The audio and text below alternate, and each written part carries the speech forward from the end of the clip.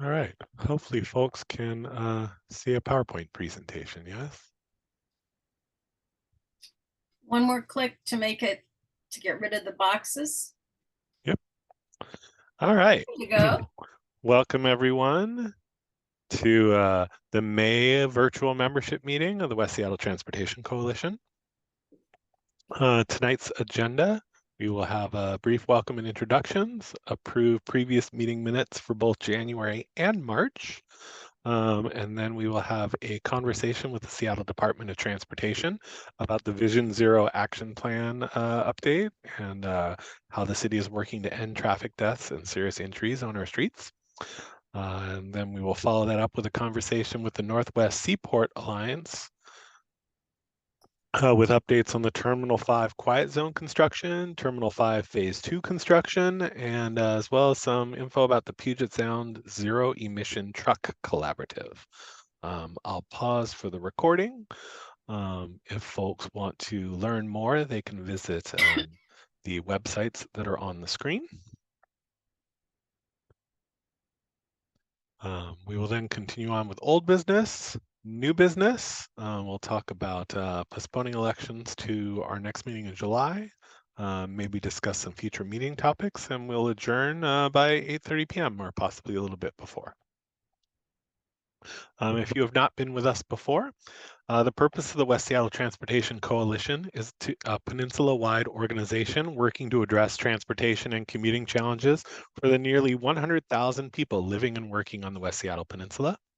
We do this by securing the support of residents, engaging elected officials at all levels to make improvements, partnering with government agencies, as you're seeing tonight, to achieve best outcomes for the peninsula, as well as engaging with businesses, other community organizations, neighborhood groups, and individuals in order to educate and collect their feedback. Excuse me. Our goals are affordable and equitable transportation options, particularly in historically underserved neighborhoods, a transportation network that moves people and goods in an environmentally sustainable manner, and investments in transportation infrastructure that match Seattle's growth. Our identified priorities here in 2024 are continuing to support Sound Transit 3 planning, education, and outreach, especially for the extension here to West Seattle. Continuing to monitor the SR 160 Fauntleroy Ferry Terminal trestle and span replacement project. We're keeping an eye out on the edges of the east of our sort of area on the East Marginal Way Corridor Improvement Project, particularly because of the protected bike lanes there, which we know a lot of our folks here will be accessing to get to and from. King County Metro bus route planning, which we hope to start to engage in a little more deeply later this year. So stay tuned for that. As well as we're looking forward to the Move Seattle Levy renewal planning. I guess I can remove planning now, sorry. But the Move Seattle Levy renewal, which will hopefully be moving on to the November ballot and campaign launching for that finally. Introductions can be made in the chat. I should make sure that it is activated. If it's not, I'll do that in just a moment, where you can drop name, pronouns, any access needs, what neighborhood you live in. And tonight's question is, what mode of transportation would you like to try that you have never taken before?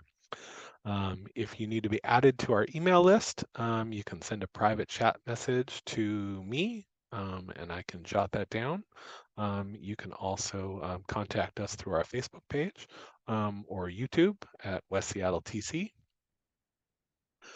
And then before we get to our first guest, we will want to approve tonight's meeting minutes, meeting minutes for January and March. I would make a motion to approve. Is there a second? Second. All those in favor, please say aye. Aye. Aye. Any opposed?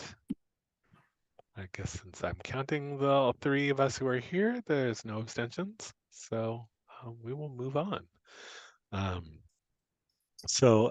first guest this evening, we are starting with a conversation with the Seattle Department of Transportation about the Vision Zero Action Plan 2024 update and ending traffic deaths and serious injuries on our streets.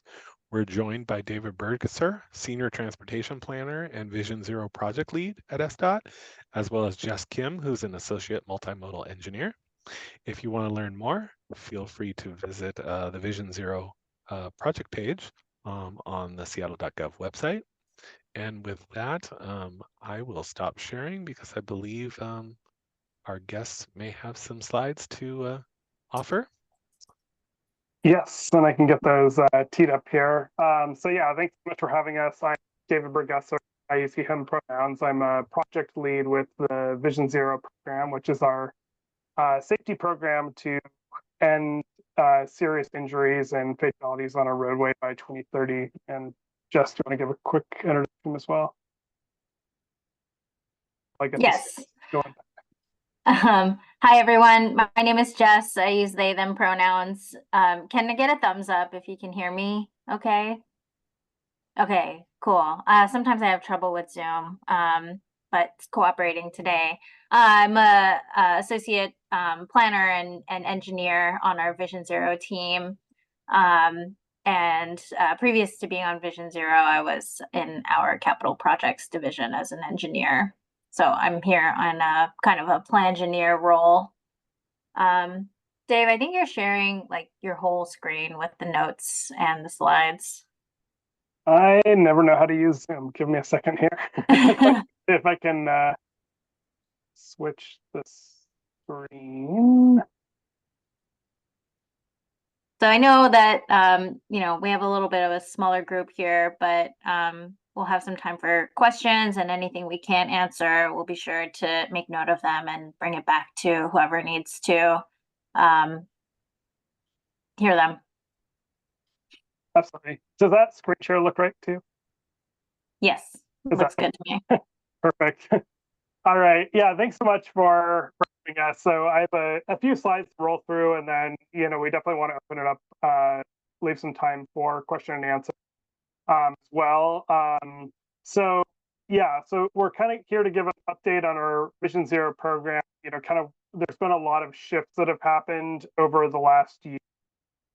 And we also just last Thursday released our Vision Zero action plan, which is a pretty monumental step in terms of, you know, the next steps we're taking towards reaching our Vision Zero goals and how we're, you know, operationalizing a lot of what we've talked about over the last year.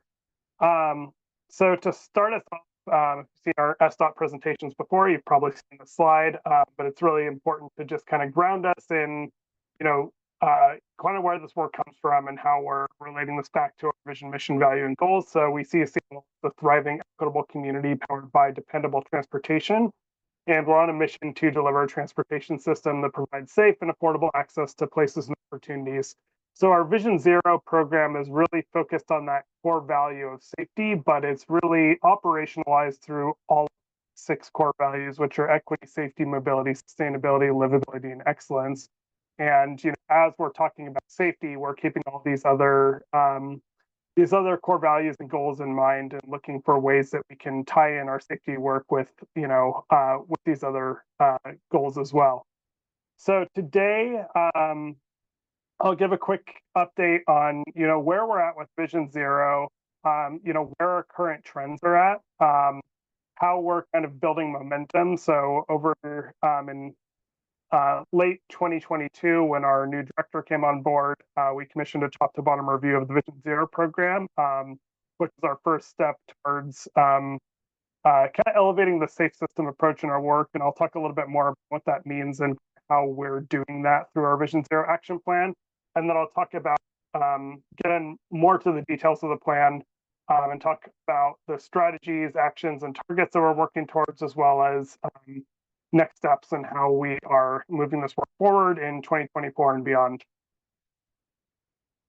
So before we really get into the numbers, we want to maintain focus on the human element of Vision Zero, recognizing that these are more than just statistics. You know, the people who are killed and seriously injured on our streets are family members, their friends, their neighbors in our community. And we want to continue to recognize that, continue to put, you know, put focus on these are actual humans that are impacted. the severe collisions on our streets, and together we want to hold space for them. We know that since we started the Vision Zero program in 2015, there's been nearly 1,700 people who have been seriously injured in traffic collisions and 228 people who have been killed in traffic crashes. And so together, we keep their memories and we commit to taking action to end deaths and serious injuries on the streets by 2030. So since launching the Vision Zero program in 2015, we've continued to see this upward trend in both lives lost and seriously injured. So we know that, with our fatalities, we did see a relatively large peak in those in 2021, around the time of COVID. And since then, there's over the last couple of years, we've seen those numbers start to drop off, which is particularly emphasized when you look at pedestrian collisions. But it's challenging to say that, serious injuries has continued to trend upwards. We haven't really seen those numbers taper off at all. These are trends that we're continuing to track on an ongoing basis and seeing, where we're at, how do we need to pivot our strategies. But this also isn't to say that our Vision Zero approach isn't working. When we kind of look at individual projects that we're working on, individual strategies, we're really seeing a lot of positive results from our Vision Zero projects, but we know that there's a really a need for wide-scale deployment of our safety projects that we know are working, and to also start approaching collisions from multiple angles. So really kind of grounding this in what is the safe system approach and starting to address collisions in multiple ways, and not just within ISTOT, but within partner agencies, within, really a core tenet of the safe system approach is that the responsibility is shared. So, there's a lot that we can do kind of from redesigning our streets, engineering for safer speeds, but, there's a shared responsibility with everyone who uses our streets as well.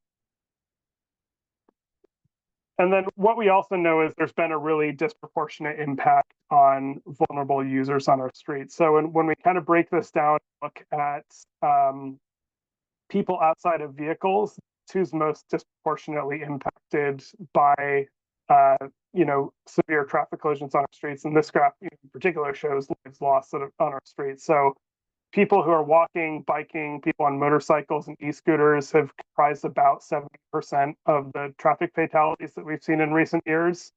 We've seen the number of people who have the protection of a vehicle stay relatively consistent. So these are trends that we're continuing to track and looking for ways that we can improve safety, particularly for the most vulnerable users on our roadways.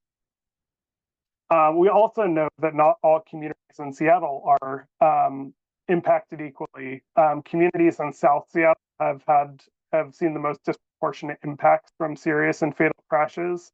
And in particular, Council District, which is West Seattle and now also includes SoDo and Georgetown. We've seen, ever since the Council District boundaries were redrawn, we've seen now Council District 1 has the highest proportion of serious injuries and fatalities. And a lot of this is driven by the really high volume multi-lane principal arterials in the south end, particularly in SoDo, but also on, we see a lot of these severe crashes happening on Rainier Ave South, on MLK. And we know that there's other key focus areas of the city, particularly downtown and high speed, high volume arterials like Aurora. So kind of breaking down Council District 1, we know a lot of those severe collisions are happening in SoDo. About 56% of those fatal and serious injury crashes that have occurred over the past 5 years have occurred within, east of the Duwamish. And so that's a particular focus area for us, is looking at the corridors in SoDo and how we can, reduce speeds on those corridors, how we can improve safety for some of our most vulnerable users down there and get people to their destination safely. So just given these overall trends of, the continued rise in people being seriously injured and killed on our roadways, and, given the trends that have been moving in the wrong direction, we launched a top to bottom review of our Vision Zero program in late 2022. And then report on top to bottom review was published early last year. So this really provided kind of an in-depth analysis of how the department is approaching safety and how we can better align our practices to achieve safer outcomes. So this review included a public engagement component and identified about 100 detailed recommendations, as well as 5 momentum-building actions that we can urgently take to improve safety. And a lot of these we had addressed last year. And then our Vision Zero action plan was the next step to building on these recommendations and start to operationalize them in SDOT's projects, practices, and processes. So there were 12 broad recommendations, and then the 100 that kind of guided the 100 detailed recommendations in our Vision Zero top to bottom review. And these really focused towards implementing the safe system approach throughout the department and also with our external partners, incorporating Vision Zero into every project and also every program and process practice that we take on. So having, kind of approaching everything through Vision Zero lens. Strengthening our culture around Vision Zero, and also automated traffic safety cameras came up a lot in those conversations, and addressing the equity concerns with that program while also looking for opportunities for expansion. So with these recommendations, this kind of built the framework for how we are approaching our Vision Zero action plan. So we address this as a 3-year plan, knowing, we have the most certainty before the next levy proposal moves forward.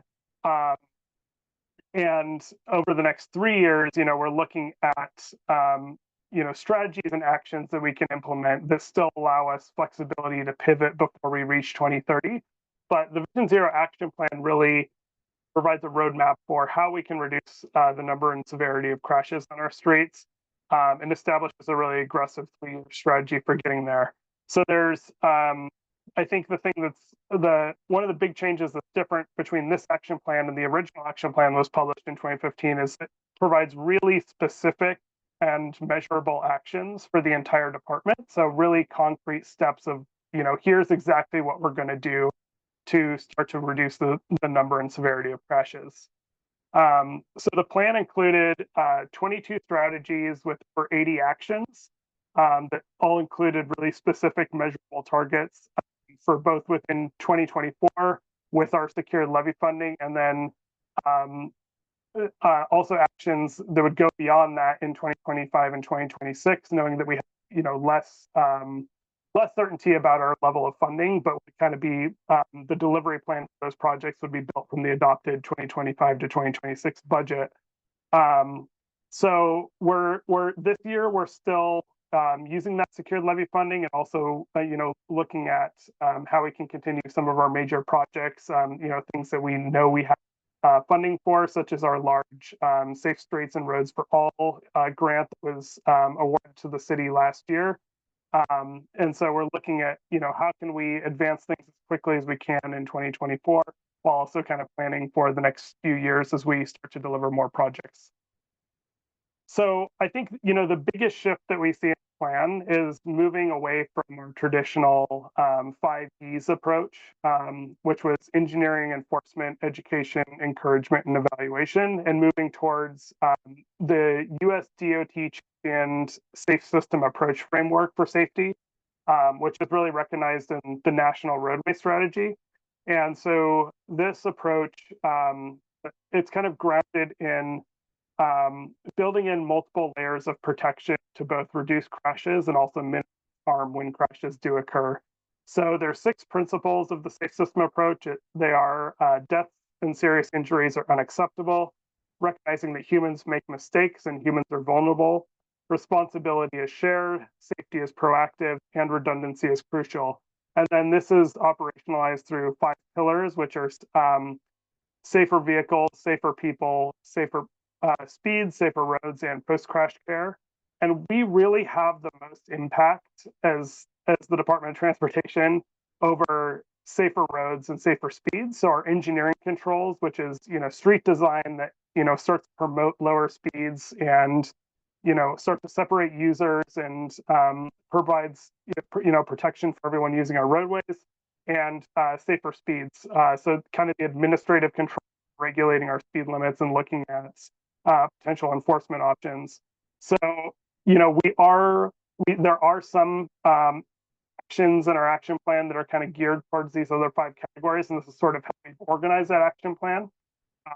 Safer people, safer vehicles, and post-crash care, but a lot of that is also reliant on work with our agency partners as well. So, you know, we aren't the ones setting motor vehicle safety standards. That's the federal government, but we're looking for opportunities where, you know, with our own fleet that we can improve vehicle safety, and opportunities we can use to kind of explore ways that we can start to influence safer vehicles as well. Also with, you know, post-crash care, that's a lot of work from our first responders, but looking at, you know, how can we improve our signal system so that we can get first responders to the scene more quickly if there is a crash that occurs. So kind of working through partnerships for a lot of these items, but the majority of our actions kind of fall within the safer roads and safer speeds category. The other shift with our action plan is kind of setting up our Vision Zero program into kind of 3 prongs. So the first one being responsive safety, which is really looking at past collision patterns and using the data that we have from past collisions to inform where we're investing in safety. And then more of an emphasis on proactive safety as well. So knowing the safety results of particular types of treatments, and also using the data that we have of, you know, where they're speeding, but maybe crashes haven't occurred yet, or where, you know, we also have a bicycle and pedestrian safety analysis that, you know, tells us particular risk factors for intersections, but maybe we haven't actually seen crashes occur there yet. You know, starting to deploy safety and those safety treatments in the context will help us to hopefully prevent crashes from occurring in the future, particularly severe crashes. And then our capital project partnerships. So as I mentioned, we'll be conducting a safety evaluation for all capital projects that are constructed by SDOT and developing safety improvements in priority locations where we have other projects like safety, paving projects, or, you know, transit corridor projects moving forward, looking for ways that we can infuse safety into all of the work that SDOT's doing. And so we have a number of data sources that are kind of guiding this work. So with our responsive approach, we get a lot of great data from Seattle Police Department through the collision reports that we also distilled to a high injury network, which tells us, you know, out of all of our arterials, you know, where collisions, particularly severe collisions, occurring most frequently. And then we're also looking, you know, working to get more data sources and better data sources that can help to inform that responsive approach. You know, we know that the Seattle Police Department doesn't respond to every collision on our roadways. You know, sometimes there might just be a fire response or a medic response that goes out there, and trying to get more data to understand, you know, the network better, and understand, you know, where are there safety issues happening that might not necessarily be reported exclusively through the collision reports. And then with our proactive strategies, you know, these are kind of the data sources of, you know, maybe crashes haven't occurred yet, but there are, you know, either proven safety countermeasures that we've identified that work in nearly all contexts. And a good example of that is our leading pedestrian intervals that we've started rolling throughout the city. You know, we've done a study of those and found that they can reduce pedestrian serious injuries and fatalities at signalized intersections by about 34%. And then, you know, we have our, as I mentioned, our bicycle and pedestrian safety analysis, and also our citywide speed data that we collect from a third-party vendor. So once we kind of have that data, then layer on equity factors, what we're hearing from communities, and then those opportunities to partner with capital projects to kind of help inform, you know, what is it that we're going to invest in, and what's that Vision Zero project list going to look like. So there's still, you know, opportunities as we know more about our future funding to kind of help inform, you know, where we're going to be investing in projects. So last slide here, we can kind of get into questions. So it's just a, you know, quick overview of some of those actions and some of the things we're investing in this year. So we're really trying to, you know, as we're finishing our levy strong, really trying to invest in as many safety treatments as we can this year. And so, you know, all of this is in our Vision Zero action plan, plus, you know, I think, you know, 70 more categories of what we're doing this year. But this year we're planning to upgrade 100 additional intersections that lead to pedestrian intervals, install no turn on red restrictions at 100 additional intersections. We're completing a draft policy to kind of guide our efforts on automated safety camera enforcement. We'll also be advancing all the safe streets and roads for all projects in their planning and design phases, adding protected left turn phasing, more intersections, enhanced crossings, new sidewalks, new protected bike lanes. And the one that I'm particularly excited about, this last one here, is actually launching, and this should come very soon actually, is a Vision Zero data dashboard that'll allow anyone to kind of go on our website and look at, continuously track, like, where are we at with Vision Zero? What's the data telling us? Where are those serious fatal crashes occurring? And just a lot more transparency into our safety data. So you'll be able to go on there and see, where have leading pedestrian walls and no turn red restrictions been installed? Kind of how does that overlap with where we're seeing some of these collision events occur? And then, being able to just like make a very user-friendly platform for anyone to go on there and see, kind of how this is playing out. So there's going to be a lot happening this year. And we're really excited to kind of have this new plan that, kind of helps us to guide us in our Vision Zero investments and sets a framework for actually operationalizing the safe system approach with our safety strategy at SDOT. So I will go ahead and pause it there and then open it up for any questions y'all might have. Great, thank you so much. I saw that the action plan came out, and I haven't really had time to delve into it too much, so it's great to hear about it. I'll be watching for hands and comments in the chat, and I've got a few questions of my own, but Deb raised her hand immediately, so I'm going to let her go first. Hey, thank you, David. I have a couple questions, and I also just wanted to share an experience that I have family in Australia, and I tend to go there a lot to visit. And I was really surprised to read in the local paper, this would be I think it was The Age, so the Melbourne paper, that they also have Vision Zero plans, and they also are finding that the results are abysmal. And New South Wales also, or Sydney. So it seems that I didn't know that Vision Zero was more than just Seattle, and I'm learning that it's really worldwide. Who knew? But also that the results that many environments are experiencing are similar to Seattle's, with dismal results. Were you guys aware of that? Do you keep track of, is anybody having good results with Vision Zero? So I don't have a slide that I thought was maybe hidden in the presentation. Doesn't look like I actually have it here. But we do have a little chart in our Vision Zero action plan. So if you look through it, I think it's towards the end in the appendix. That just kind of sets the context of, the U.S. Frankly hasn't done as well in comparison to many peer countries in the roadway safety. Between I believe basically starting in 2010 and through 2021, which was the latest year that the U.S. has reported data internationally. We've kind of seen our trends go in the reverse direction. So a lot of countries have seen, seen those trends go downwards. But in the U.S., there's, that's continued to rise, over the last decade or so. And a lot of that's attributed to, not really having focus on kind of a holistic safety approach and really just kind of focusing, we've done a lot of great work as a country in, improving safety systems within vehicles, but looking at, users outside of vehicles, that's where we're seeing a lot of those trends go up, particularly with pedestrian safety. And that's also what we've seen in Seattle as well. So that's definitely a focus for us, is kind of those vulnerable user collisions, people outside of vehicles. But yeah, we do, there is,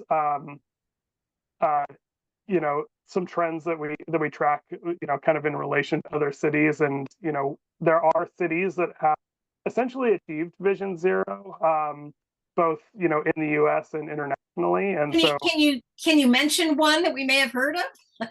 So in the US, Hoboken and Jersey City have both adopted Vision Zero programs, and I believe Hoboken hasn't had a fatality on their roadways in 7 years. Wow. Much smaller city, and so it Right. doesn't quite have the same context as Seattle, but they have adopted a lot of safety strategies and rolled a lot out on their streets. And so Okay. one of the strategies, for example, that they've done is intersection daylighting, which is a strategy that's also our plan as well. So that's something you'll probably see a lot more of on the Interesting. street later, Okay. which is essentially, trying to get vehicles set further back from intersections so that sight lines are more open Yeah. for people, making turns or crossing the street at those intersections. Okay. I'll let others go ahead. I have one more question, but I don't want to hog the whole time.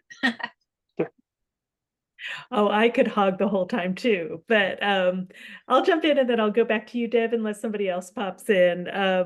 I've had a question about Vision Zero for years, and it's a really big picture one, and I'm curious if you can answer it. I've heard a lot about like Vision Zero projects, but a lot of other projects that SDOT does, like road channelization or bike projects, that kind of thing, are really trying to achieve Vision Zero as well. So what's the I don't know, what's the difference? What's the nuance there? I'm kind of curious. Yeah, no, that's a really good question.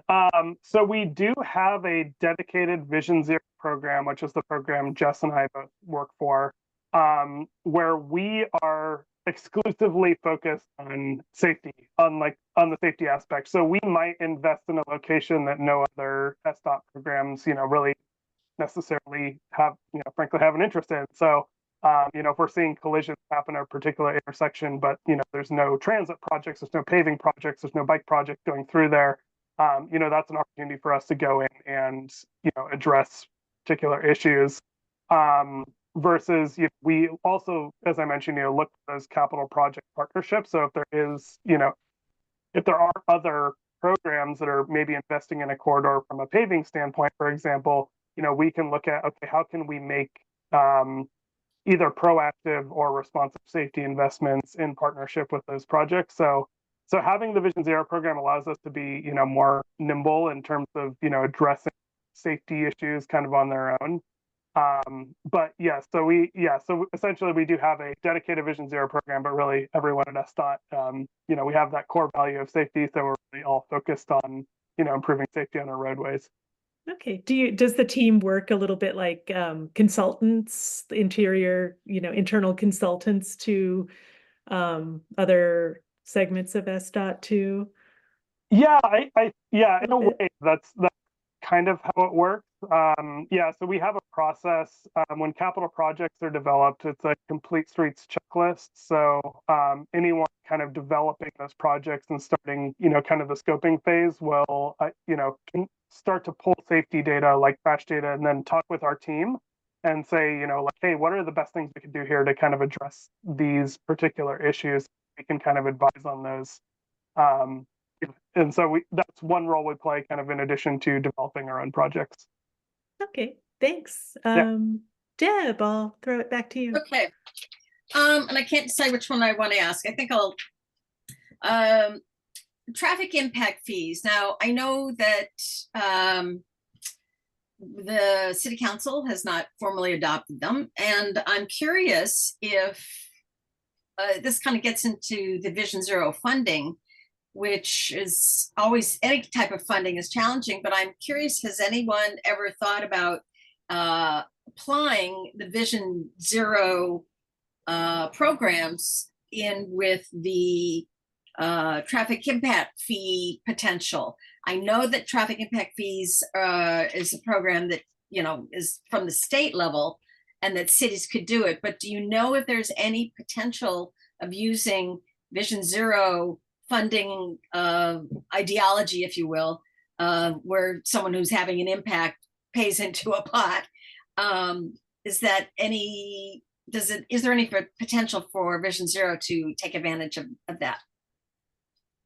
Not that I know of, although I'm not the best person to answer that question on, Okay.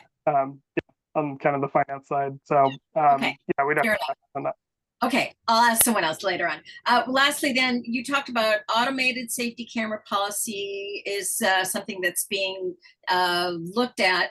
Can you give us a few parameters of what that would include? Is it changes to the policy, which I thought right now is only parks and schools, and where you see that heading, and how do folks participate in helping develop that policy? Yeah, so there were changes passed at the state legislature that sort of expand the program and provide a little bit more flexibility. And so part of our policy is going to be aligning our local work with the changes that have happened at the state level. And also as part of that, we're also looking at the equity component. So there is some engagement happening right now with communities to kind of help inform how that expansion will work locally. And so, we don't have a lot of details to share at this point, but yeah, we are doing some community engagement right now to help inform, the approach we'll be taking. Are you engaging? Does that include D1 then getting being able to engage? District 1? Who gets to engage? I need to check with others and kind of get back to you on that would be great. The exact engagement plan. Thank you. That'd be great. Okay. We've got about 5 more minutes. I don't see any other hands, but I have a list of questions, but I'm really curious about this one. So the current action plan is kind of a 3-year plan, and is that going to roll over and get updated every X number of years? Is there a plan for that? Yeah, so we chose 3 years because it kind of aligns with our typical capital project delivery process. And then it also, ends in 2026, which allows us to kind of pivot again before we reach that Vision Zero target year of 2030. So we'll definitely be releasing more reports and updates on our strategy as we move the program forward. Exactly like when that'll happen. We're looking at options for how we tie it in with other reporting, such as through the Seattle Transportation Plan work that we're doing as well. So more to come on that as we know more about some of the other internal work that we're doing. All right. Great. So I'm not just going to go down my giant list of questions. I'll send them to you separately. We've got another guest waiting. So great. Thank you so much for the information. And I am going to turn it back over to Michael now. Thank you, David. All right. Thank you, Kate. Thank you, David. Thank you, Jess. Let me get slides back up. All right. So once again, if you want to learn more, please visit the Vision Zero program website. That's up on the screen. Before we continue with our next guest, I have a fun slide to share. Hat tip to Seattle City Council member Tanya Wu's newsletter, which shared this recent history lesson. Clip there, image from the April 6, 1957 edition of Municipal News from the Municipal League of Seattle and King County. And the following information, the April 6, 1957 edition looked into the question of whether plans for the soon-to-be constructed Seattle-Tacoma Everett Freeway should include provisions for a future mass transit system. The newsletter, published by the Municipal League, reported that the 2 questions needing to be considered were whether the Seattle area will need a rapid mass transit system and whether the freeway is a logical route for such a system. The article noted that inclusion of the requested provisions will save the residents of the Seattle metropolitan area many millions of dollars in acquisition and construction costs when a rapid transit system is built. The Municipal League highlighted the need for integrated planning between transit and highways, possibly including utilities as well. The 2 major obstacles to adding mass transit to the plan were money and time. The article noted that while up to 90% of the $16 million price tag could be paid for with federal highway funds, that would, of course, reduce the total of the federal funds that would be available for other projects in the state. The extra planning time involved was also seen as a negative, given that the freeway project had already been delayed for several years. In the end, mass transit was not built in coordination with Interstate 5. Currently, light rail is expected to reach Linwood this August, 67 years after this article, and link service is now expected to connect to Tacoma by 2035 and Everett by 2041. So we have been trying for many, many years to get rapid mass transit right here in Seattle, and it's exciting that we're finally moving in that direction, but it has definitely been quite some time, and sometimes we're not so great at future planning. But folks who have been doing some really great future planning, how do you like that transition? Is folks will be who regular visitors we've had over the years here, and once again we're going to have a conversation with the Northwest Seaport Alliance, who are coming tonight with updates on the Terminal 5 Quiet Zone construction, Terminal 5 Phase 2 construction, and the Puget Sound Zero Emission Truck Collaborative. Joining us is Kate Nolan, Manager of Communication and Outreach for the Alliance. To learn more, you can visit their website. I'm particularly directed at Terminal 5 improvements, but she'll be sharing a number of things with us. So Kate, take it away. You should be able to take over the screen to share anything that you've got. Awesome. Thank you. And thanks for having me. So for Terminal 5 stuff, I thought I'd just kind of start off. I have a lot of slides for the Puget Sound Zero Emission Truck Collaborative. And the nexus for this was really to get some feedback on the collaborative, where it's going, and doing a community check-in on clean trucks. But because I was going to be here, I thought we'd talk on T5 since there have been some major milestones since I talked to folks last. So I don't have slides there, so I'll just talk about that stuff for a second. So Terminal 5 Phase 2 construction has been completed. So it was done a couple of months ago. The terminal is now fully operational. There's shore power at both berths at Terminal 5.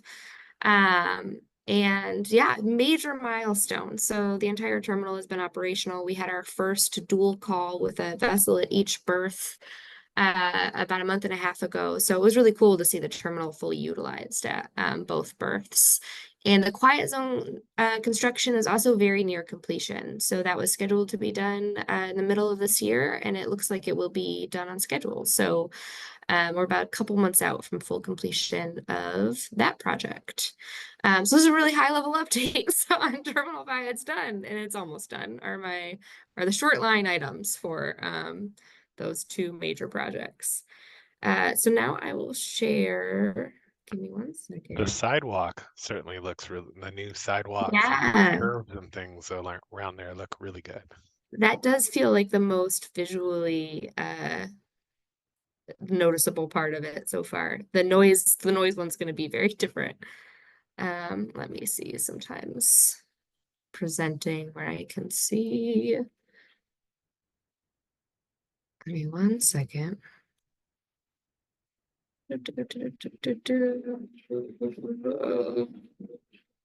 Okay.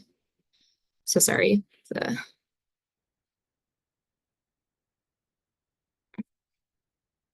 No. Slideshow. Thank you. Gosh, And you think should I've never done this beginning. before, right? Yep. Cool. Thank you. Here we are. So mainly what I wanted to come to talk to folks today about is the Puget Sound Zero Emission Truck Collaborative. This is a group that we got grant funding. So the Northwest Seaport Alliance got grant funding from the state, and also we, using our own funds, stood up this group that we're calling the Puget Sound Zero Emission Truck Collaborative in the middle of last year. This is a third-party led effort of which we are a participant. So we help stand it up, and we're a participant in this effort. The collaborative has many members, which I'll get into a little bit. And ultimately, the outcome for this group will be a roadmap at the end of this year to get us to zero emission drayage fleet by 2050 or sooner, which is part of our scope 3 emissions goals. So this is really high level what we're going to be talking about today. As we know, emissions from drayage trucks really impact near port communities, including West Seattle. Drayage trucks are a big part of our emissions inventory.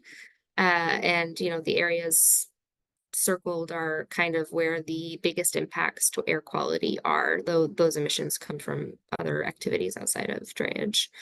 I like to add, why is it called drayage? Because I think it's a fun term. It used to be dray horses would pull goods to and from ports back when ports were first nascent. And so the term drayage always stuck. And so now drayage trucks are the trucks that do the short haul from port to warehouse or port to rail. The drayage, there are about 4,000 to 5,000 drayage trucks that serve Tacoma, Seattle, that serve the Northwest Seaport Alliance gateway. The vast majority of those truckers are independent businesses. They own their own truck, they drive their own truck. Sometimes they own maybe 2 or 3. And then there's small companies who own maybe under 5, and then there's a couple larger trucking companies. But the vast majority of the trucks that serve our gateway are small business. It's also very diverse. So the majority are non-English speaking as a first language. So it is a diverse community of individuals that we have to 4,000 to 5,000 individuals that we have to transition to zero emission technology in the next 20 odd years. And especially with small businesses, we'll get into this a little bit later, but those the new zero emission trucks currently cost about $500,000. They are much more expensive than the usual second or third hand trucks that most of our drivers purchase.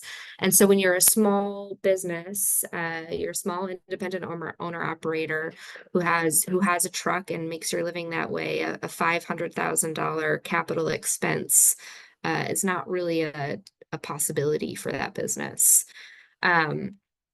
So part of the reason that we stood up the collaborative and wanted to have this coalition thinking about a roadmap is how we can get all of those drivers to zero emission technology in a way that's equitable, in a way that they can afford, in a way that brings them along in this transition. All of the trucks that serve our harbor are diesel fueled, every single one of them. There are some zero emission trucks on the market. Most of them are in California right now, and still there's not that many relative to the diesel trucks that are operating. There are some hydrogen trucks which are very new to the market. Those aren't as much on the road tested anymore, but California has had some experience with zero emission, heavy duty, and drayage trucking at ports. That being said, all of our trucks that serve our international terminals do prescribe to our clean truck rule, which is that they have to be a 2007 model year or newer. The difference between a 2006 model year truck and a 2007 is a really substantial reduction in diesel particulate matter. It's an over 90% reduction in diesel particulate matter between those 2 model years, hence the rule.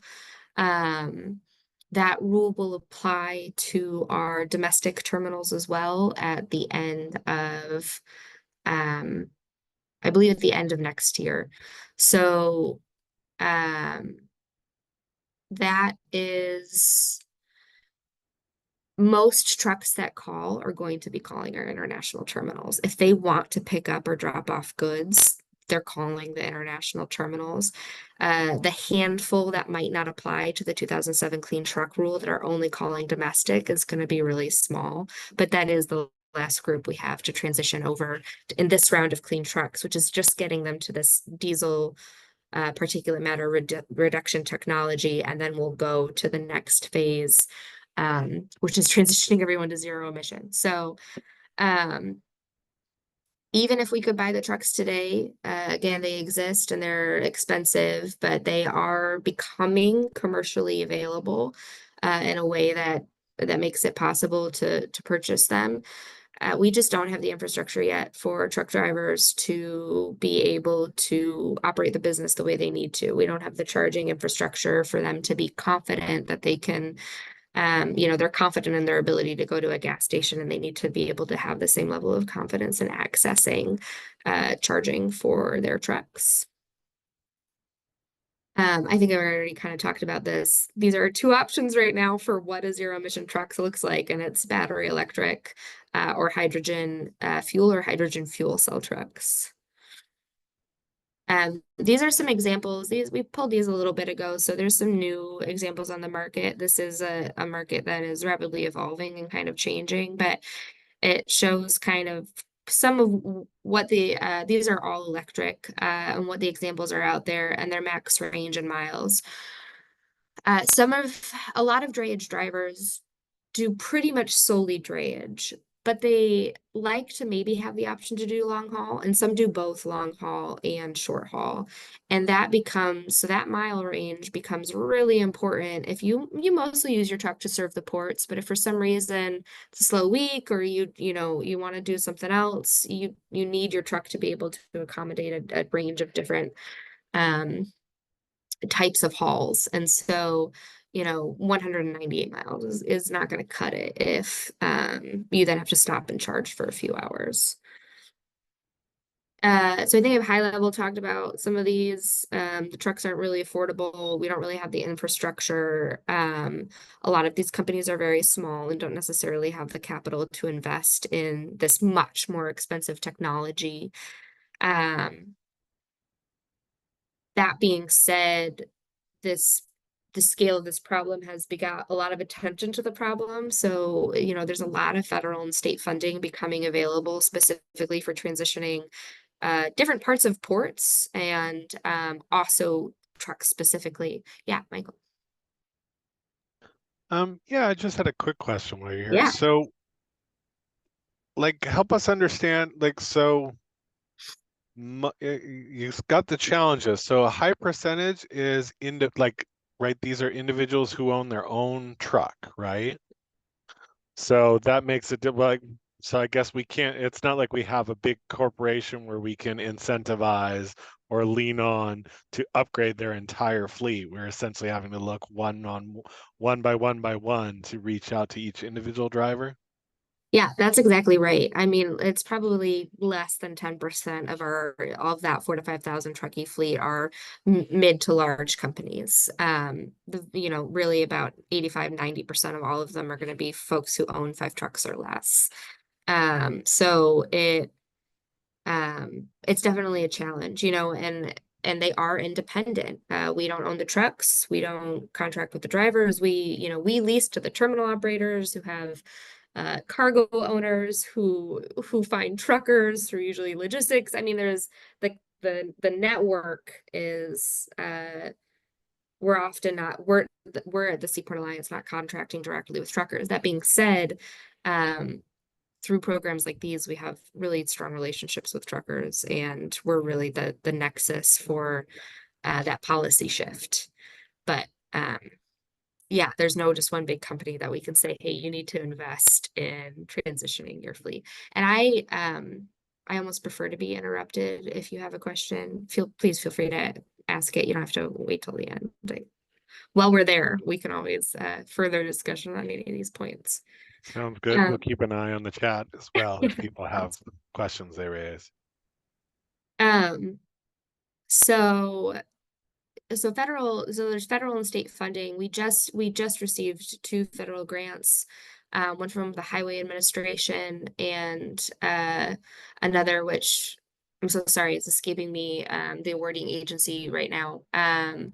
But one for pilot demonstration of zero emission trucks, another for zero emission truck charging and infrastructure, which is tied to also piloting some trucks. We received state funding in the past in addition to standing up this collaborative for pilot demonstration of zero emission trucks. So we're in the process of developing those programs, including an RFI to understand better how people want to see this transition go. you know, another, sorry, I lost my train of thought there, but so we are hopefully we'll be able to launch one of those pilots before the end of the year. So we'll start seeing some of it on a very small scale, and as we do this type of demonstration and pilot program, some of these electric trucks on the road. And one of our other hopes is to start getting those independent owner operators familiar with electric trucks, give them the opportunity to get inside one, give them an opportunity to understand how it operates.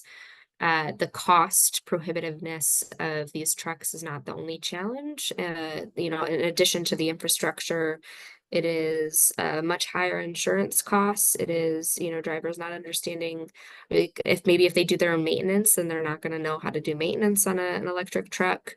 You know, real concerns about the range and their ability to perform their business as usual with that type of truck. So it's a nuanced, getting them familiar with kind of the technology and how it works on the roadway, putting people behind the wheel is going to be a really important step of any of our piloted demonstration. Yeah, Kate.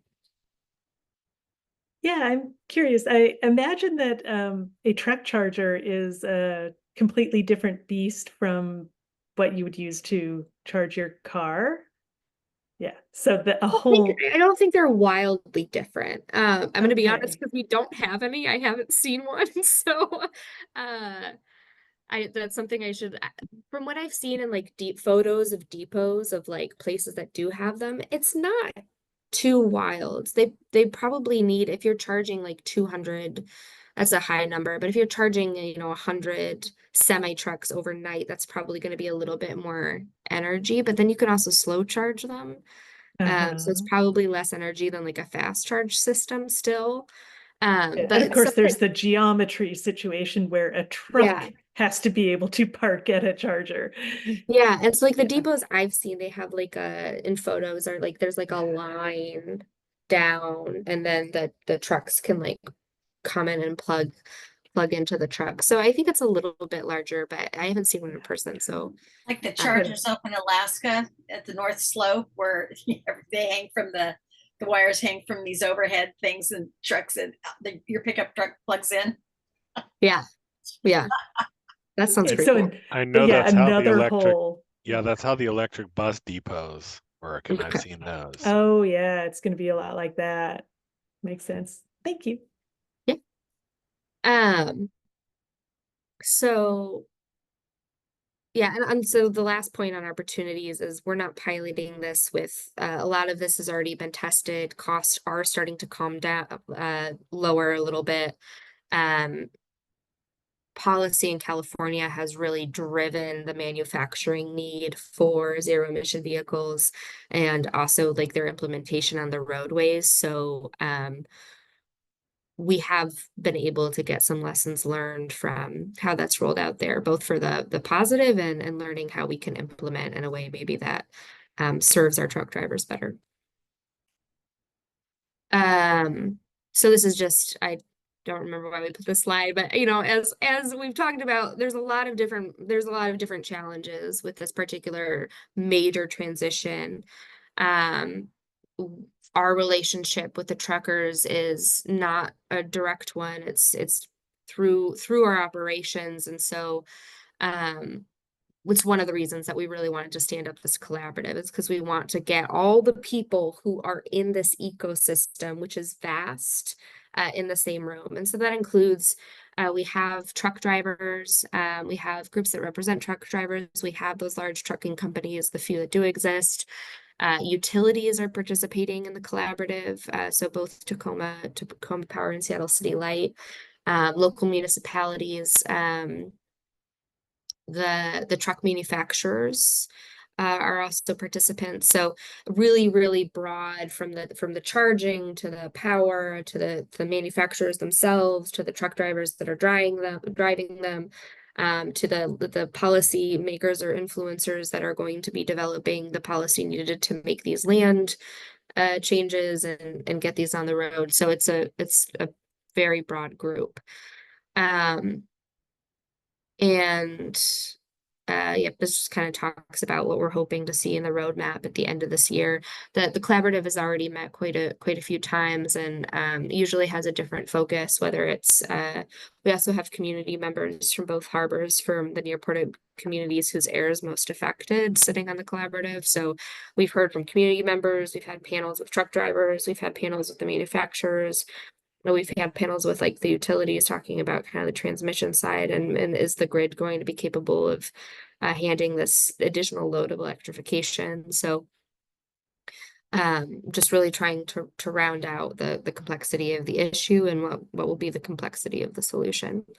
So yeah, so that was all the information I wanted to unload. I know it was a lot, and I think, you know, for the collaborative's work, it's just been helpful to hear feedback about you know, what people who live in our community and live near the ports and see these trucks on the roadway think about this plan. Are there thoughts that come to mind? Are there thoughts about impacts to your community that come to mind?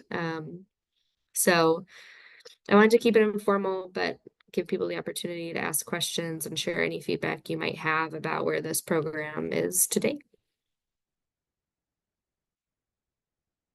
Well, thank you. Give folks some time to think about questions. I mean, I know for us at the coalition, I mean, we hear periodically, right, whenever stuff starts up at the, you know, out at the terminals, we'll hear things sometimes.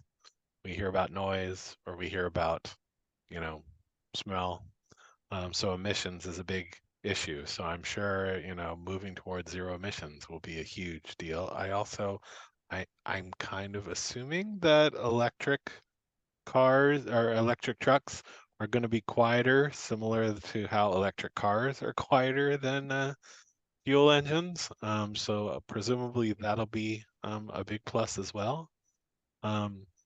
You know, I think just from, you know, from an equity perspective, I mean, I know, you know, we have a lot of drivers who live right here in West Seattle. We see their trucks parked all over. But it is an exciting thing that we have a very diverse local, you know, truck driving community with ownership. So it's interesting to hear sort of those challenges. Are there things that can be done to kind of, I don't know, I don't know whether it's incentivizing as people buy new trucks, that they're able to buy the zero emission trucks as they come available, or new people getting into the game so that they're not just buying used trucks or passing them on.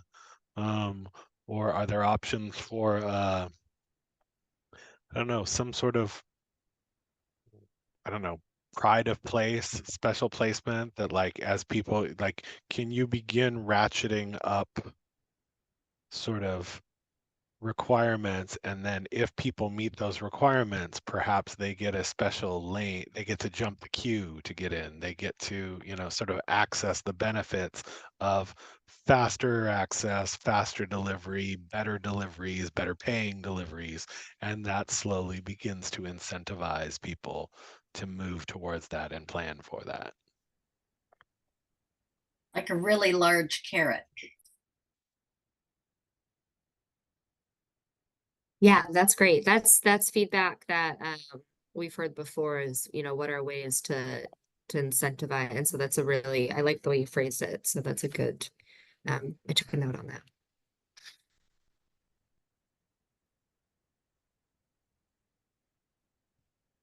Any thoughts, Kate? You know, I learned years ago about how even though there's really great rail access to T5, that it's difficult to use it for most of the containers, just because of coordinating where all the containers are going, because you have to have, you know, a certain number going to the same place to put it on a train. And I'm curious if there are any changes in that with, oh, say, AI tech, or just changes, you know, more sophisticated computing, helping to take care of that. And when you said that drayage trucks are short haul and they move goods from port to rail, does that even mean that like literally from the port to the rail right next to the port, or is that just done with those big cranes directly onto the trains there? That's a really good question. That is done with it's not drayage trucks, but it's like there's a specific type of truck on terminal actually, and they have, instead of a standard chassis, they have what we call a bomb chassis, which have these like higher walls. And so when you unload a container onto like a normal truck chassis, it's like latched in for safety, right? But when you do it on terminal, you can kind of place it on this bomb chassis that's more secure to take it like that short distance from the vessel to the rail. And the type of truck body is different too. We call them a hostler. They look different. They look like a tiny little truck. And so the rail that like the drayage trucks would be taking them would be like the larger intermodal rail yard. So like a BNSF rail yard or the larger UP one or the UP one. So and also like one of the things that just on a market scale that we've seen in the past 4 to 5 years, to speak to your point, is something called transloading. And just like you said, if you have a a container full of sneakers, and those sneakers are going to, a Target in Idaho, Montana, and Chicago, you can't just put that on a rail car, because maybe that train will make stops. And actually we are trying to build out intermodal rail inland to be able to do cargo differently in those intermodal locations. But that is a real challenge. If you want those things to get off at different places along the line, rail is going to be a difficult option. And what on the market side we've seen grow is transloading, where you take those goods, you take them to a warehouse where they're taken out of the container, and now you have 5 larger containers that are 52 feet instead of 40, and you put some sneakers in each of them, and you put some games in each of them, and you put some clothes in each of them, and those can go directly to their location holistically and in a larger container. So it's cheaper. You can fit 25% more goods in that container size. So that was something that kind of started happening, I think, for both efficiency and cost during COVID, and we've really seen that business model step up. That's neither here nor there, but I think it's an interesting, you're absolutely right. Like that is something that has been happening in just like the moving goods supply chain market in general. Cool, thank you. I don't see anything in the chat, but if any of our guests don't want to raise their hand but want to drop something in the chat to ask a question, feel free. I will ask really quick, Kate. For folks who are tuning in on social media, watching a video on YouTube later on and say, well, how do I get my feedback? On this collaborative. There we go. Thank you. There we go. There's a QR code. So. QR code. That's what we like to see. All right. And Ross Strategic, they're the third party. This collaborative has a lot of members, of which we are one. And so it was really important to us that this be a third party led effort. So they're the third party leading it, and they have a website there.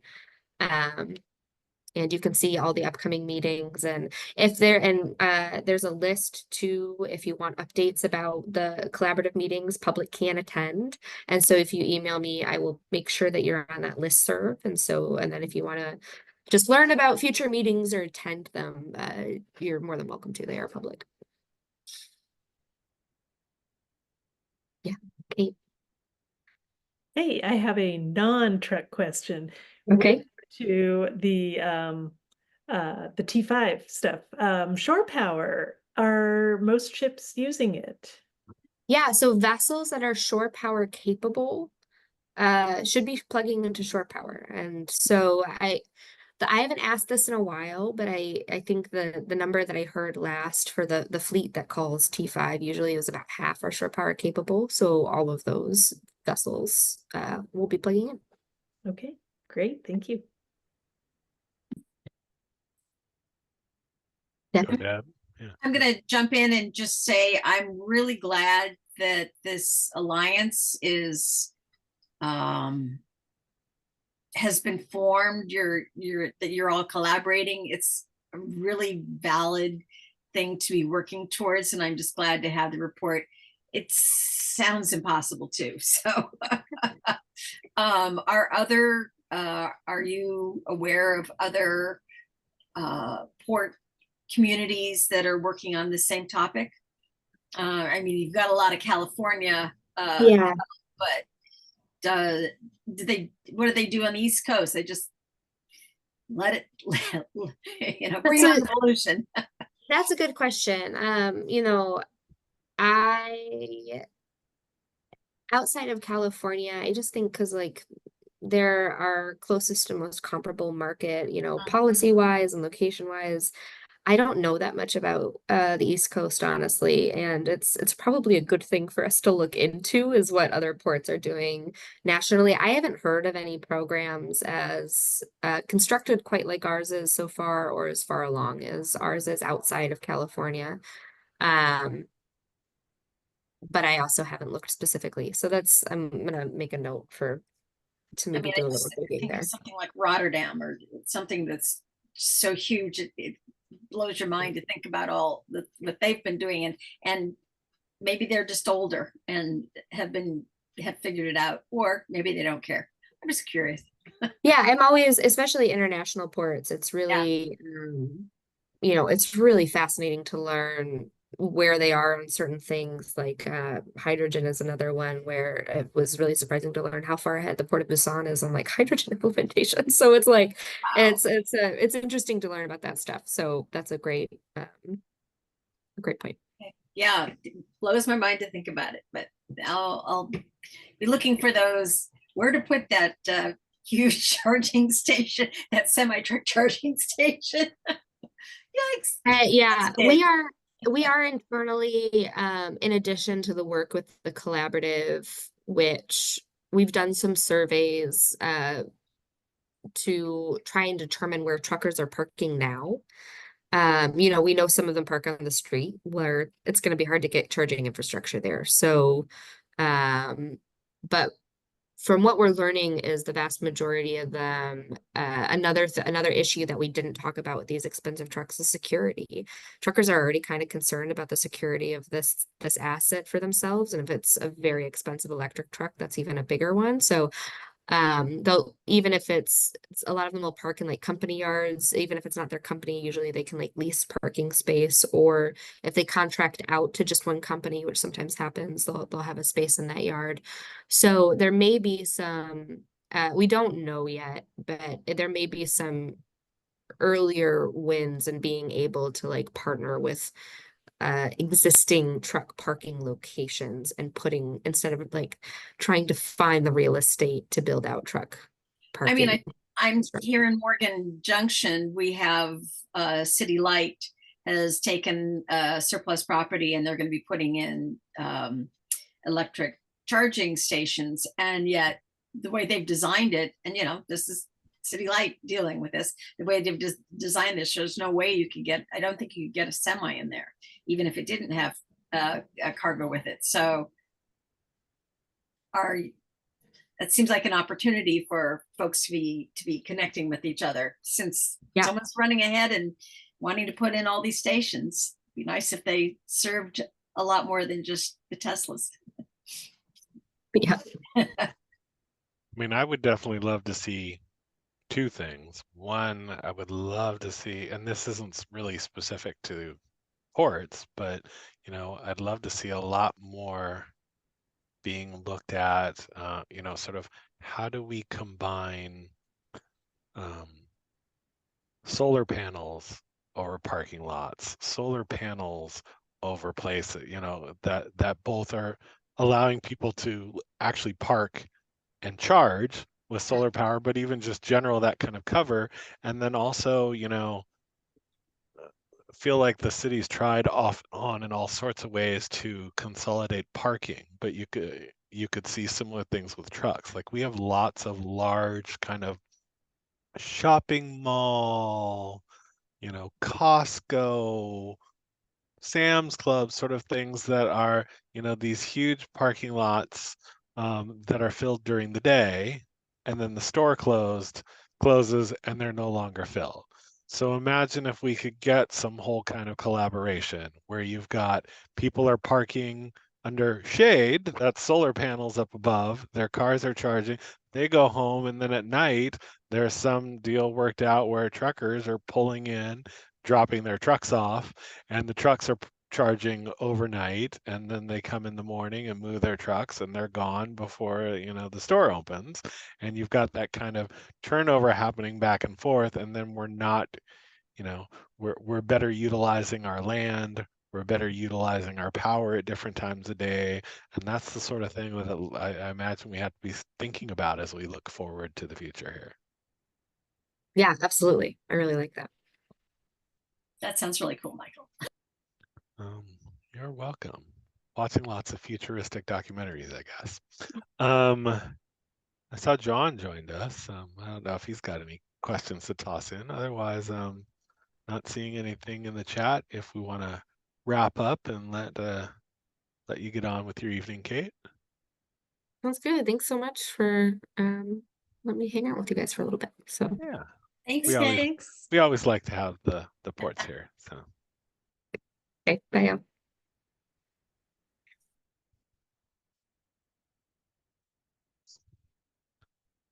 all right.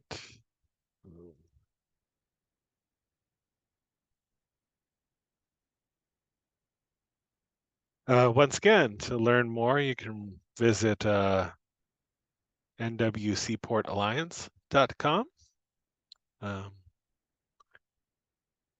Before we move on to some old business, new business, we had some information shared from us from some of our other partners at the Seattle Department of Transportation.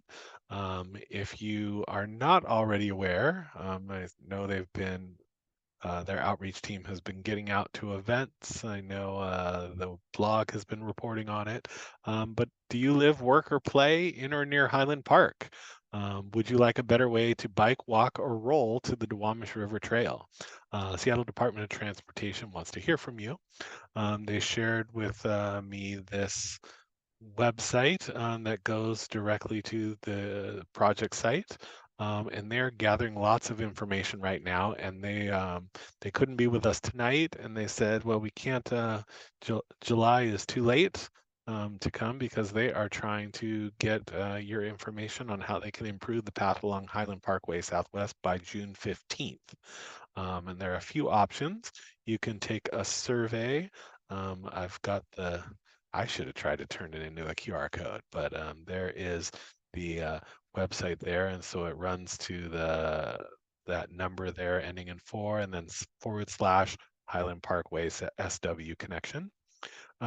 You can chat with their outreach team at a community event. Those are beginning to wrap up, but they will be out this Saturday, May 25th, at the Delridge Farmers Market from 10 to 2 p.m. That farmers market happens at 9421 18th Avenue Southwest. It's actually South Delridge. So you can go check them out in person there. They also said you're welcome to email or call the SDOT team at highlandholdenseattle.gov or 206-900-8741. And then if you're not aware of what they're talking about, the project area is really literally Highland Parkway Southwest from up above at Holden all the way down to the intersection there with West Marginal Way Southwest. And I will pause. I know a couple of my other board colleagues who are here tonight have been involved in some of the discussions on things happening. So I don't know if any of them want to share any of their thoughts or encourage people to check things out. Oh, Deb. All right, I'll start. Yeah. I'll start. I shared with the team, was it just last week? Yes, it was just last I think week so. when they were at the corner store in Highland Park. I felt that this project is something that needs much more circulation, much more awareness, that it is not merely just related to Highland Park because of because of the amount of users of this corridor. And I encouraged the team to think broadly about their outreach and increase it. I invited them to come to the Morgan Junction Community Festival, which is on June 15th, ironically. But, you know, they need to get out in the public and talk about what is proposed, and not just have a sample of folks in Highland Park. It's pretty, having been on the West Seattle Bridge Community Task Force when the bridge broke down, we know how important this corridor is. And I'm concerned about what the future would hold when their disaster comes and we have major pieces of infrastructure down for the count. And if we've taken out a lane out of the one drivable surface out of West Seattle, what's that gonna do? It just seems really short-sighted. So I've been talking with some other folks, and Kate and folks from Highland Park, and it's an interesting idea that probably should have more options on the table than just the two versions that SDOT has proposed. I should probably pause there and highlight that for folks who haven't heard or are watching later on the video here. So this info that's on the screen here, I shared with the outreach team, passed along, and asked me to if I would offer out in the meeting, and so this is all that they sent me. They didn't give you anything else, huh? But I think it's fair to highlight, as you brought up, Deb, you know, the picture in their graphic there, the little call out box makes it look like what we're talking about is the pathway that's currently on the side there. Which is something that community's been asking for a long time, to take better care of that, widen it, make it a little bit more acceptable for not just pedestrians, but bicyclists.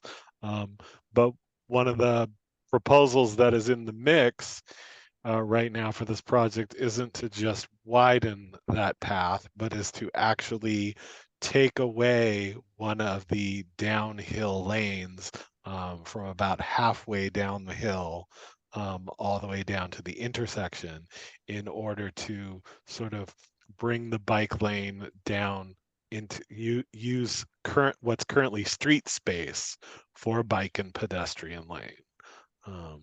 And so that's certainly very different than what that picture that's being shared there by the outreach team seems to suggest. And it just shows an incredibly underutilized street, which we know really only happens not rarely. It does happen occasionally, but so yes, there are two versions of occupying a downhill lane for anything other than vehicular traffic. There are also kind of sidebar options to increase the width of the of the sidewalk, which I personally think need to have a whole lot more investigation. Kate, what? Yeah, since I'm a member of the bike community, and our group, West Seattle Bike Connections, has been asking for a route in like central to southern West Seattle that can get cyclists to and from the Duwamish Trail, because just as Highland Parkway is one of very few ways for cars to get east-west from West Seattle to outside of West Seattle, it's the same for cyclists. And right now, if somebody wants to ride safely from, say, Highland Park to Georgetown or Highland Park to South Park, as the crow flies, very, very close. You need to ride 5+ miles out of your way to go all the way north to like the Chelan Cafe and then back south. So Yeah.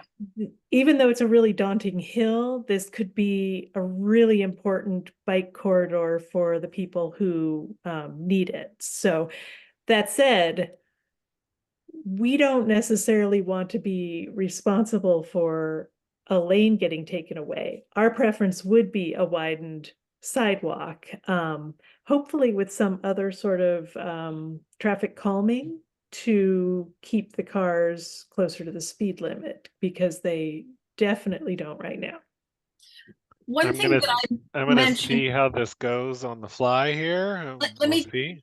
But I'm going to share out the project website here. So again, sort of it Michael, I starts just want to showing the, say one thing. Go for it. I did tell the team last week that I felt one of the things that they're focusing on really needs to be called out more. And actually, I admit to reading an email while this meeting was going on, but it's the safety aspect. I think this project is more, should have the safety aspect tied to the title, if you will. It is a project that acknowledges that the speeds are ridiculous going down that hill, and it's not safe, barely safe for drivers who are doing the speed limit, definitely unsafe for somebody who's utilizing a roadway for the downhill riding experience. So the slowing the traffic down, Kate was just mentioning, sorry,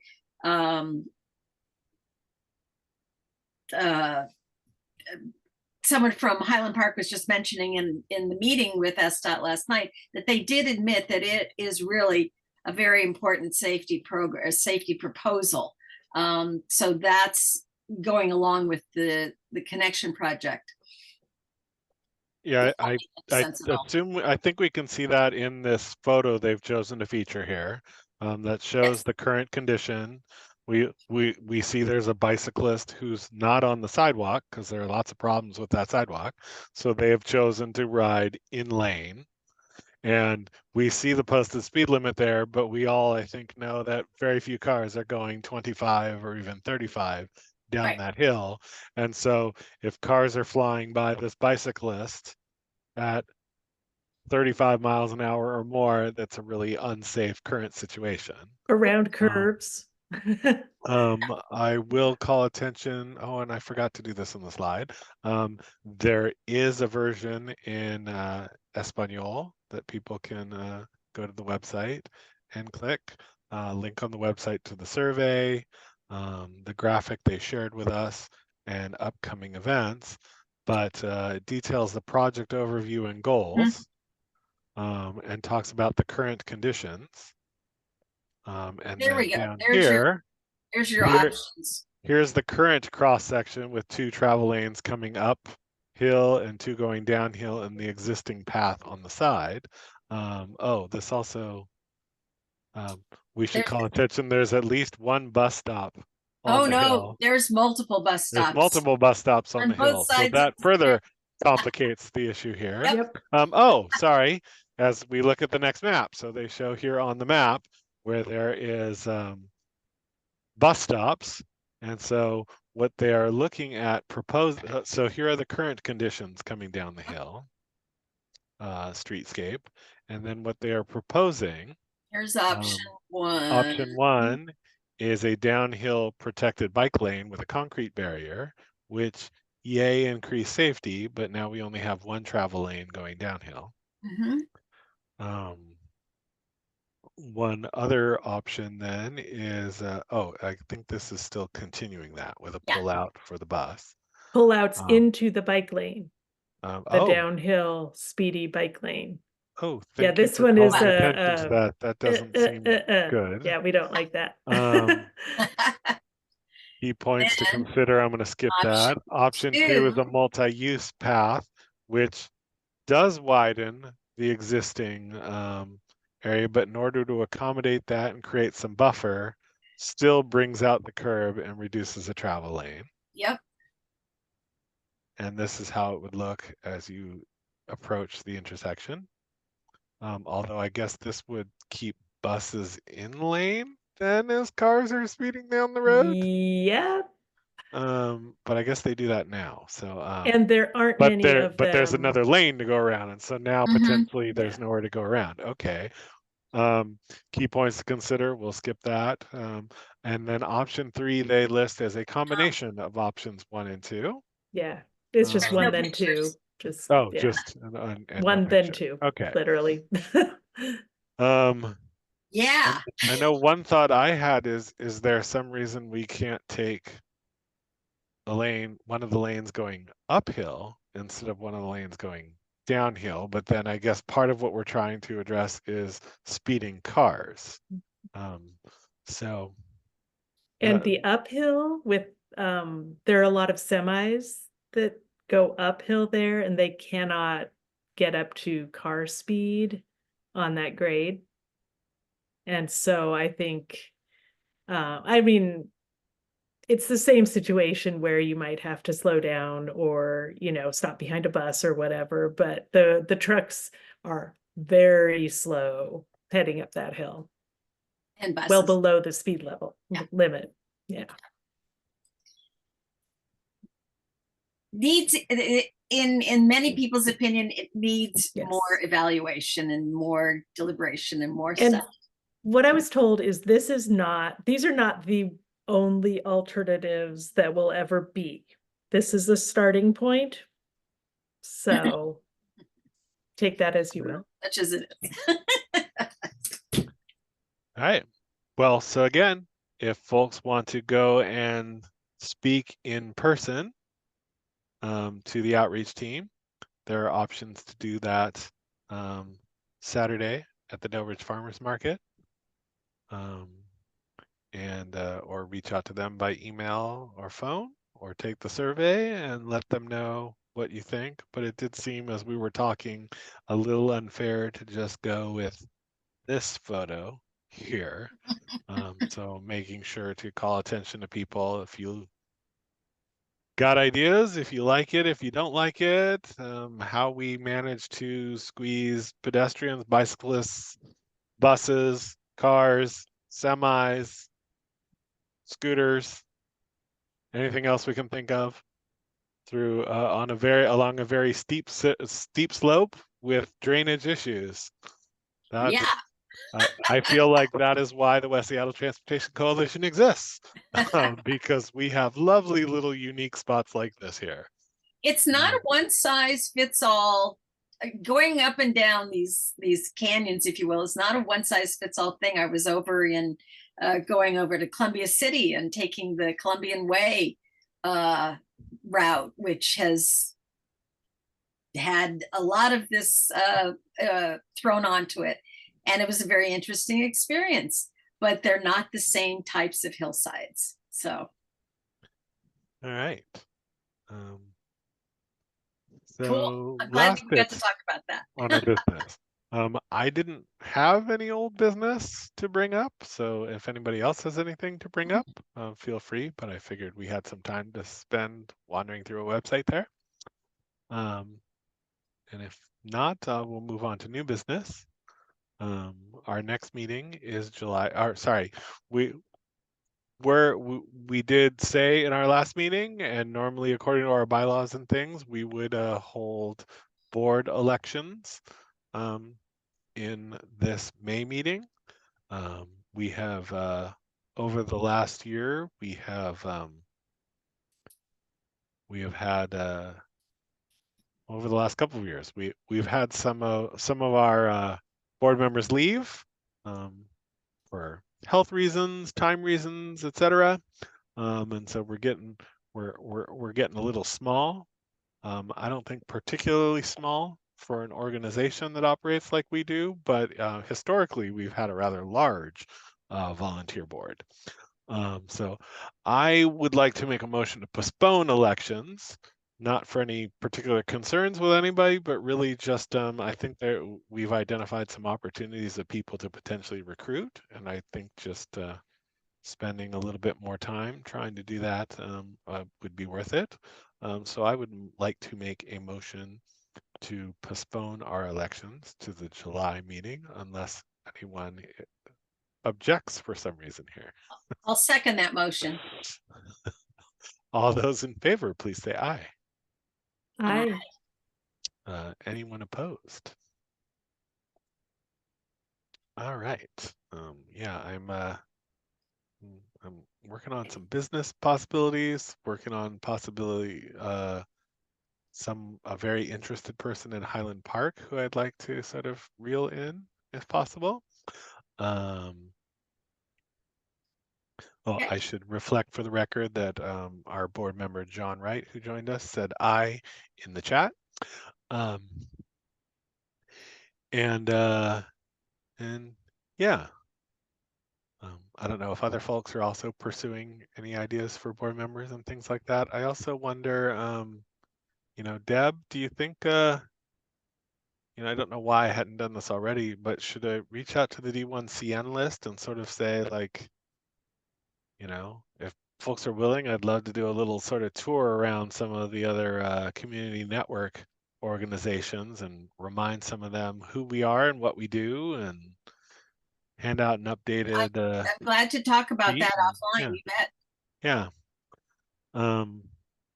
And then the other thing I had to bring up here for new business then is just, our future meeting topics, which we've started to just kind of surface some of those as to what we're thinking about and take further ideas or just let people know what to keep an eye out for.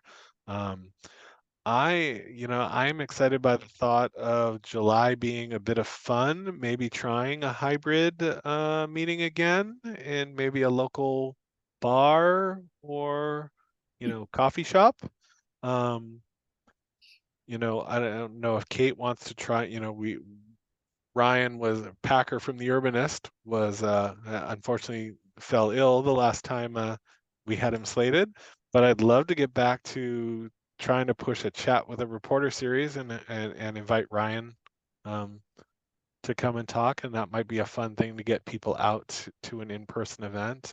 I'm also I am totally blanking on the name, and I feel really bad because it's a great author. But we have a local author who just came out with a book about bike riding in Seattle. Tom Fugaloro. Thank you. Yeah. Thank you, Kate. And we had Tom out for a thing with city employees. That was a lot of fun, and he had a lot to talk about the history. Yeah. I don't know if the whole book focuses on this month, but what he did for his presentation was really kind of run quickly through some of the history of bike riding in Seattle, which I thought was entirely fascinating. Yes, it's a great book. Yeah, and so maybe we could pair them up for a really nice kind of fun, let's go out and have some coffee or beers or, snacks and hear from some local folks who are just as geeky about transportation as we are. We have another new local author. Anna Zieverts is disability rights Washington representative, and she just wrote a book, When Driving Isn't an Option, something along those lines. Yep. And I've heard a couple interviews with her, and it's great. Wow, that would be good too. I am definitely going to make a note of that because and I feel like we had Anna come early on. I don't remember in the coalition. Like I know, Before me. like Disability Rights Washington is not it's not like a new thing that we're unaware of. And we did a lot more around disability access early on, and it's been a while since we've touched back on that. So, I mean, she might be a great person just to have later this year on her own to just talk about all the work that her organization does aside from what she does, as well as might be fun to have Marcy Carpenter back again to talk about some of the stuff that she's involved with. I believe is she still on the national board for I believe so. I believe so, yeah. I'm blanking on the organization right now. Is it Federation of the Blind? I don't remember, but she's been very active Yes. nationwide on these issues, and she shows up a lot. Both her and Anna show up a lot to school SDOT and other local agencies She was an about how to original be member better. of the board too. She was, yes. So it might be fun to invite them for one of, I guess maybe September, and see if we can't focus on some of those issues. Okay. And that's all I had. Does anyone else have anything that they'd like to bring up? Not at this time. I might also show, it's very, very small, but I'm very proud that there's now a little YouTube logo down here on our slide. I to saw that, showcase- yeah. To showcase that we are in both of those places, and that now actually you can find us on YouTube by literally just typing at West Seattle TC. So Okay. we no longer have an annoying, stupid little Yay. long, hard to type number. So that is fun. Well, if we don't have anything else, I am happy to stop recording. I will make a motion that we conclude the meeting. All right. Is there a second? I'll second. All those in favor, please say aye. Aye. All Aye. those opposed? All right. I will end the recording and the live stream.